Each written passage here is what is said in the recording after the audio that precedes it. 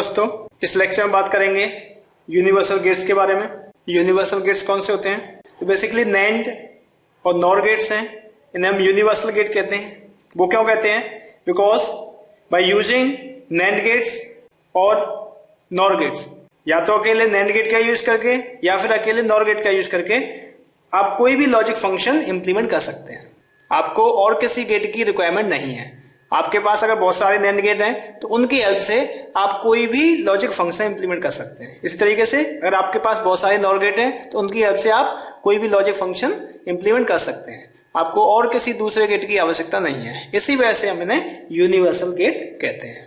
तो यहाँ पर हमने कंस्ट्रक्शन किया है। बेसिक गेट्स जो होते हैं आपके नॉट एंड और, उन गेट्स का यहाँ पर कंस्ट्रक्शन किया हमने यूजिंग नैंड गेट। अगर मेरे पास नैंड गेट है तो उससे आप नॉट कैसे बनाएंगे, एंड कैसे बनाएंगे और कैसे बनाएंगे। तो नॉट गेट बनाने के लिए सिंपली इसके दोनों इनपुट को हम शॉर्ट कर देते हैं, दोनों को कनेक्ट करके उन पर एक ही इनपुट अप्लाई कर देते हैं। तो ऐसा करने पर जो आउटपुट आता है वो कॉम्प्लीमेंटेड आता है। ठीक है ना? वैसे भी आप समझ सकते हैं सिंपली, जब दो इनपुट होते थे जैसे ए और बी, दो इनपुट अगर हुआ करते थे तो उसके इसमें आउटपुट आता था ए इंटू बी के बाद। लेकिन अब ए और बी दोनों बराबर हो गए, ए हो गए, बी भी ए के बराबर हो गया, तो इसके इसमें क्या हो जाएगा? ए इंटू ए का कॉम्प्लीमेंट। ए इंटू ए क्या होता है? ए होता है, which is equal to A complement. तो वही लिखा है। ठीक है ना? तो अगर दोनों इनपुट को अगर हम कंबाइन कर देते हैं और एक इनपुट उस पर अप्लाई करते हैं तो उसका कॉम्प्लीमेंट आता है। तो ये नॉट गेट हो गया। इससे अगर मैंने दो इनपुट अप्लाई किए यहाँ नैंड गेट पर तो आउटपुट आपको मिला ए इंटू बी का कॉम्प्लीमेंट। अब मेरे को पता है कि अगर इसे मैं इसके दोनों इनपुट पे अप्लाई कर दूं तो एक और कॉम्प्लीमेंट इसमें लग जाएगा। एक और कॉम्प्लीमेंट लगने से क्या होगा कि ये वाला हट जाएगा, तो मेरा एंड गेट बन जाएगा। तो एंड गेट बनाने के लिए सिंपली आपने पहले टू इनपुट नैंड गेट लिया, उसका जो आउटपुट आया उसे दोनों इनपुट पर कंबाइन करके आपने दे दिया। तो यहाँ पर आपने जो पहला स्ट्रक्चर था वही है, तो जो आप देंगे उसका कॉम्प्लीमेंट हो जाएगा। तो इसका कॉम्प्लीमेंट यहाँ हो गया, ए इंटू बी का कॉम्प्लीमेंट, उसका भी कॉम्प्लीमेंट हो गया। दो बार कॉम्प्लीमेंट हो जाता है तो वो कैंसिल हो जाता है आपस में, तो ये हो गया ए इंटू बी। तो Y equal to A into B कौन सा गेट का होता है? एंड गेट में होता है, कि दोनों इनपुट का मल्टीप्लाई हो जाता है। ठीक है? उसके बाद अगर आपको और गेट बनाना है तो उस केस में ए को आपने कंबाइन ले दिया दोनों इनपुट पर, तो यहाँ से ए बार मिल गया, बी दिया यहाँ से बी बार मिल गया, इसे फिर आपने एक नैंड गेट में दिया। तो ये क्या आएगा? ए बार इंटू बी बार, ये दोनों इनपुट थे उनके ऊपर होल बार लग के आएगा। जब आप इसे डी मॉर्गन थ्योरम से खोलेंगे तो ये क्या आता है? ए बार और उसके ऊपर बार, यानी सिंपल ए बार और उसके ऊपर भी बार, डॉट है वो प्लस में कन्वर्ट हो जाएगा, बी बार और उसके ऊपर भी bar, which is equal to A plus B. ठीक है?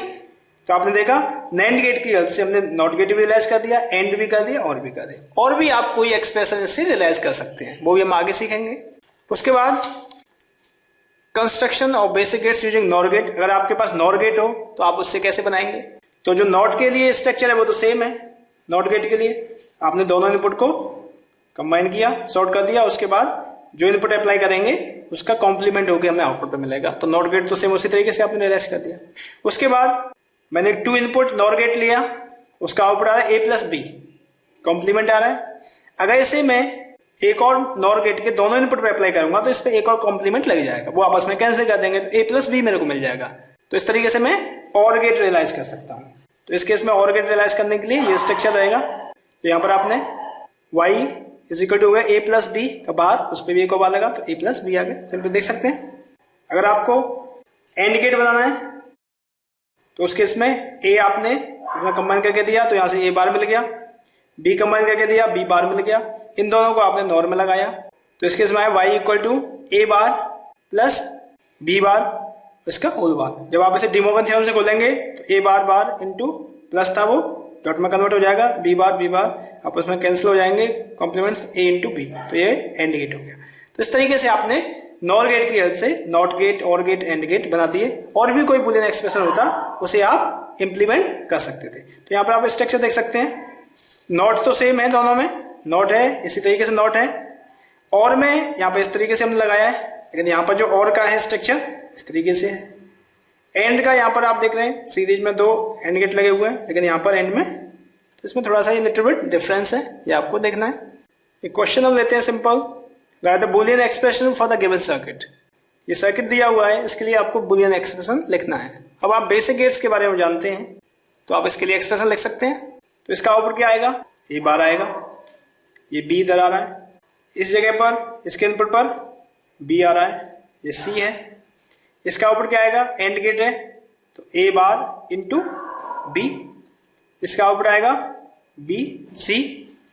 और गेट है, दोनों इनपुट को ऐड कर देगा तो A bar to B plus B सी।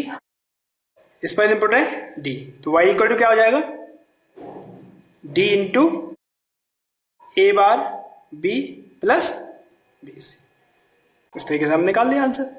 इसका उल्टा भी क्वेश्चन पूछा जा सकता था कि आपको ये दिया होता कि y equal to D into A bar B plus B C ये दिया हुआ है, तो आप इसके लिए सर्किट बनाइए। सर्किट भी आप बना सकते हैं। सबसे पहले आपको बी सी को इम्प्लीमेंट करेंगे, फिर ए बार बी को इम्प्लीमेंट करेंगे, फिर इसको कंबाइंड इम्प्लीमेंट करेंगे, उसके बाद फिर मल्टीप्लाई करेंगे डी से। तो इस तरीके से बना सकते थे। उसके बाद इम्प्लीमेंटेशन प्रॉब्लम आती है कि कोई बुलियन एक्सप्रेशन आपको दिया होगा और कहा जाएगा इसे इम्प्लीमेंट करिए यूजिंग नैंड गेट या फिर नॉर गेट। तो और आपको चॉइस दी है कि किसी भी यूनिवर्सल गेट से आपको इसे इम्प्लीमेंट करना है और ये दो एक्सप्रेशन दिए हुए हैं, तो आपको इसमें कौन सा गेट चुनना चाहिए वो देखिए। अगर इस टाइप का फॉर्म दिया हुआ है, ये बेसिकली सॉफ्ट फॉर्म है, वो हम आगे पढ़ेंगे सॉफ्ट फॉर्म क्या होता है। ये सॉफ्ट फॉर्म है सम ऑफ प्रोडक्ट, कुछ प्रोडक्ट टर्म है उनका सम है, और ये प्रोडक्ट ऑफ सम, ये पोस्ट फॉर्म है प्रोडक्ट ऑफ सम, कुछ सम टर्म है उनका प्रोडक्ट। तो अगर कोई एक्सप्रेशन सॉफ्ट फॉर्म में दिया हुआ है तो आप उसे, अगर सॉफ्ट में दिया है तो आप उसके लिए प्रेफर करिए NAND gate, NAND gate prefer करिए। अगर दिया हुआ है पोस्ट फॉर्म में तो आप उसके लिए प्रेफर करिए नॉर गेट।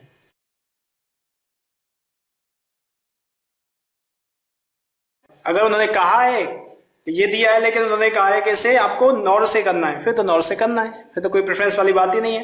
लेकिन आप इस तरीके से करेंगे तो आपके जो गेट्स हैं वो कम लगेंगे, ठीक है ना। देखिए किस तरीके से, तो आपको एक्सप्रेशन दिया हुआ है y is equal to A plus B C D bar, आपको इसे इंप्लीमेंट करना है। तो बेसिकली इसे रियलाइज करने के लिए टू लेवल इंप्लीमेंटेशन हम करते हैं। तो फर्स्ट लेवल पर जो नैंड गेट हम लगाएंगे उसमें आपको जो इनपुट है ऐसे देना है, क्योंकि एक ही इनपुट है, दो इनपुट होते हैं यहाँ दो लगाते हैं, और यहाँ पर हम 3 इनपुट यूज कर रहे हैं। अगर कॉम्प्लीमेंटेड इनपुट अवेलेबल नहीं है तो डी के लिए भी आपको यहाँ पर क्या करना होगा, जैसे ये मैंने यहाँ पर बी अप्लाई किया, ये सी अप्लाई किया, यहाँ पर डी बार अप्लाई किया। तो कॉम्प्लीमेंटेड इनपुट अवेलेबल नहीं है, या तो ये नीचे लिख सकते हैं कॉम्प्लीमेंटेड इनपुट इज अवेलेबल। अगर नहीं अवेलेबल है तो इसका मतलब यहाँ पर आपको एक और नैंड गेट लगाना होगा, और यहाँ आपने डी अप्लाई किया। तो डी अप्लाई करोगे तो क्या आ जाएगा, डी बार आ जाएगा, सिंपली आ गया, ठीक है। इसे आप अप्लाई करेंगे एक और नैंड गेट में, इस जगह पे आपका वाई होगा। देखते हैं अगर आप यहाँ पर कॉम्प्लीमेंट इनपुट सीधे अवेलेबल होता तो बी सी डी बार सीधा आपने अप्लाई कर दिया है, दोनों का आउटपुट है, एक और नैंड गेट में जाता है, फाइनली जो आएगा वो आपका आउटपुट होगा। वेरीफाई कर लेते हैं। यहाँ से क्या आएगा, ए बार आएगा, यहाँ से क्या आएगा, B into C into D बार का होल बार, ठीक है। यहाँ पर आए तो y इक्वल टू क्या आएगा, A bar into B into C into D bar whole bar, और इसका फिर एक और बार लगाना है। अब इसे आपको डी मॉर्गन थ्योरम से सॉल्व करना है। तो डी मॉर्गन थ्योरम सॉल्व करेंगे आप पहले, तो क्या आएगा, ये ए बार और उस पर एक और बार लग जाएगा, डॉट है वो प्लस में कन्वर्ट हो जाएगा, ठीक है। और B into C into D बार, इस पर बार और एक और बार, तो बार आपस में कैंसिल हो जाएंगे, तो ये आ जाएगा A plus B into C into D बार। यही था, ये एक्सप्रेशन में रियलाइज करना था, तो सिंपली आपने इसे रियलाइज कर दिया। तो ये टू लेवल रियलाइजेशन हो जाता है। अगर इनपुट अवेलेबल नहीं है कॉम्प्लीमेंटेड, तो उस केस में आप ये काम कर सकते हैं, या फिर आप ये नहीं लगाते तो नीचे लिख सकते थे कि complemented input is available, we have considered that the complemented input is available. अगर आप कुछ नहीं लिखना चाहते हैं तो सिंपली पहले डी बार आपको लाना है, तो डी बार के लिए आपने क्या किया, यहाँ पे एक नैंड गेट लगाया, उससे आपको डी बार मिल गया। उसके बाद फर्दर आपने इसे इस तरीके से रियलाइज कर दिया। ठीक है, उसके बाद दूसरा एक्सप्रेशन में दिया है a plus B bar to B plus C, ये दिया हुआ है, इसे आपको रियलाइज करना है। तो कुछ नहीं दिया है कि आपको नैंड से करना है या नॉर से, तो ये बेसिकली पॉज फॉर्म है और मैं प्रेफर करता हूं इस केस में नॉर गेट से। नॉर गेट से आप इंप्लीमेंट करेंगे तो सेम जो टू लेवल स्ट्रक्चर वही आपको यूज करना है। आपने एक नॉर गेट ये लिया और एक नॉर गेट आपने ये लिया,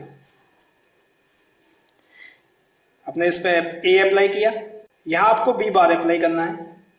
तो बी बार अगर डायरेक्टली अवेलेबल नहीं है, सिंपली आप क्या करेंगे, एक और नॉर लगाएंगे यहां पर, तो इसमें आप बी अप्लाई करेंगे तो बी बार आपको मिल जाएगा।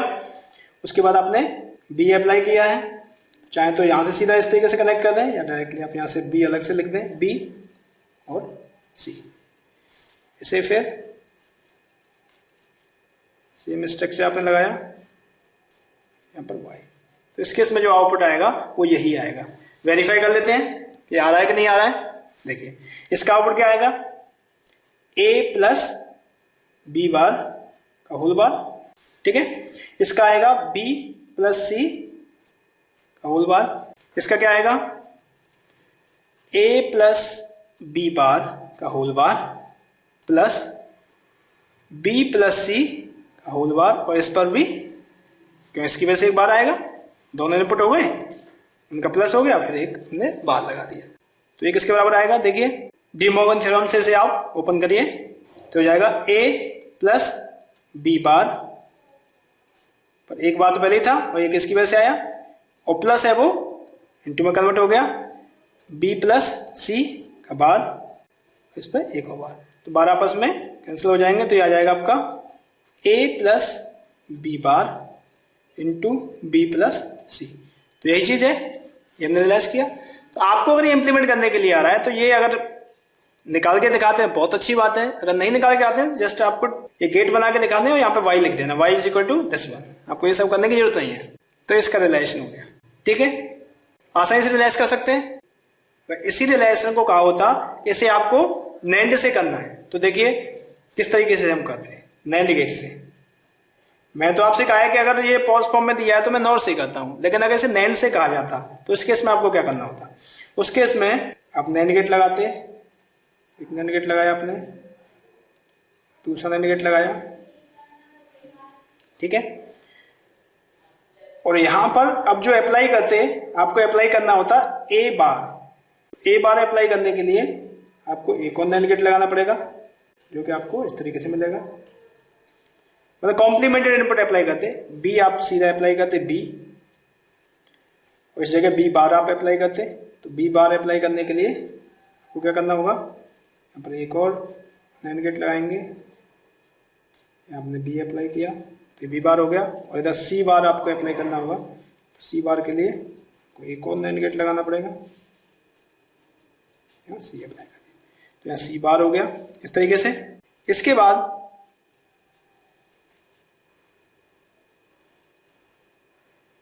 आप ये लिखेंगे, इतना काम किया। इसके अलावा एक और एडिशनल गेट और लगेगा यहाँ पर, इन दोनों को कंबाइन करके आपको यहां पर आपका आउटपुट आएगा y। तो यहां पर आप देख सकते हैं कितने नंबर ऑफ गेट्स एक्स्ट्रा लगे, यहां पर था 1 2 3 4, यहां लगे 1 2 3 4 5 6 7 7 गेट्स लगे। तो कौन सा डिजाइन ज्यादा इफेक्टिव है, फर्स्ट वन, इसी वजह से मैं इसे प्रेफर करता हूं। अब आप देख लीजिए इसका आउटपुट आ रहा है कि नहीं, ये वेरीफाई कर देते हैं। तो इसका आउटपुट आएगा ये ए बार बी बार, यहां तक तो ठीक है। इसके बाद ये आ जाएगा A bar into B whole bar, और ये आ जाएगा बी बार इंटू सी बार का होल बार। इस जगह पर आ जाएगा ए बार इंटू बी का बार इंटू बी बार इंटू सी बार का बार, और इसके ऊपर भी बार, ठीक है। अब मैं जब इसे इसके थ्रू पास करूंगा तो बेसिकली ये ऊपर वाला बार है ये हट जाएगा इससे, क्यों, इसके ऊपर एक और बार आ जाएगा, तो y इक्वल टू आ जाएगा A bar B bar into B bar C bar bar, एक ए बार, और इस गेट की वजह से एक और बार, इससे ही हट जाएगा। तो सिंपली ये आ जाएगा आपका A bar B bar into B bar C bar और एक और। डी मॉर्गन थ्योरम से आप ओपन कर रहे हैं तो फिर ऐसे फर्दर आप ओपन करेंगे तो ये आएगा ए बार प्लस बी बार, ये हो गया, dot B bar bar plus C bar bar, तो ये हो जाएगा A plus B bar into B plus C. यही एक्सप्रेशन है, A plus B bar into B plus C. तो इससे यही रियलाइज होगा। तो आप इससे अंदाजा लगा सकते हैं कि ये थोड़ा कॉम्प्लेक्स रिलेशन हुआ, लेकिन अगर कहा है इसे नैंड से ही करना है तो फिर आपको नैंड से ही करना है।